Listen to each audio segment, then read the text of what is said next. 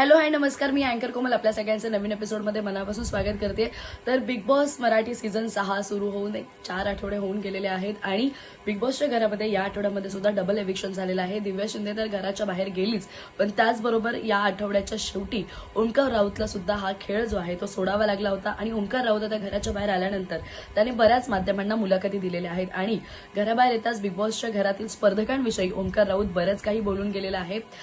ज्या वेळेला ओमकारला विचारलं गेलं की सिंपथी कार्ड वापरून कोण खेळते, तर त्यावरती त्याने रोशन भजनकर हा सिंपथी कार्ड वापरून गेम खेळत असल्याचं सांगितलेलं आहे। तर घरामध्ये सागर कारंडे जे आहे ते डबल ढोलकीच्या रूपामध्ये खेळताना दिसत आहेत। ते इकडूनही बोलतात, ते तिकडूनही बोलतात आणि अशा बऱ्याच गोष्टींचा उलगडा जो आहे तो ओमकार राऊतने केलेला आहे। आणि ओमकार राऊतला विचारलं असता की तुझी गेमची स्ट्रॅटेजी काय होती, तुला गेम कसा समजत होता किंवा तू उठून दिसत नव्हतास असं तुला वाटत होतं का, तर त्यावरती ओमकार असं म्हणाला की मी भलेच प्रत्येक ठिकाणी जाऊन मुद्दे मांडत नसलो तरी मी जिथे खेळायला पाहिजे, जिथे ताकद दाखवायला पाहिजे तिथे मी फिजिकली डे 1 पासून खेळत होतो, परंतु भाऊच्या धक्क्यांवरती त्याचं त्या गोष्टीचं कौतुक झालं नाही आणि त्यामुळे त्याला ती एक खंत वाटली आणि त्यामुळे त्याने एक निराशा व्यक्त केली की भाऊच्या धक्क्यांवरती जरी मी इतर वेळी इतर ठिकाणी दिसत नसतो तरी माझ्या खेळाचं कौतुक व्हायला हवं होतं, बस बाकी काही नाही। आणि त्याचबरोबर ओमकारलाच हे विचारण्यात आलं की घरामध्ये स्ट्रॉंग प्लेअर कोण वाटतोय, तर त्यावरती ओमकारने असं सांगितलं की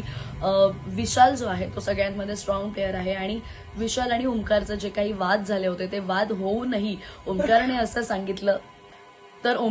सांगितलं की विशाल जो आहे तो स्ट्रॉंग प्लेअर आहे। जरी त्या दोघांमध्ये वाद झालेले असले तरी त्या दोघांमध्ये वाद जे होते ते एका लेवलपर्यंत होते, पण ऍज अ प्लेअर म्हणून बघायला गेलं तर जो विशाल जो आहे तो स्ट्रॉंगली खेळतोय, त्याच्या स्ट्रॅटेजीज खूप वेगळ्या आहेत, तो स्ट्रॅटेजीज बनवून खेळतोय आणि त्याला पूर्ण खेळ जो आहे तो समजलेला आहे।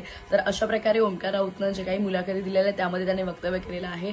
तर ओमकार राऊत ह्याचा खेळ तुम्हाला कसा वाटत होता आणि ओमकार राऊतने बाहेर आल्यानंतर सागर कारंडे असतील, रोशन भजनकर असतील यांच्याबद्दल जे स्टेटमेंट दिले ते त्याबद्दल तुम्हाला काय वाटतं, नक्की प्रतिक्रिया कळवा आणि अशाच अपडेटसाठी स्टे ट्यून अँड कनेक्टेड।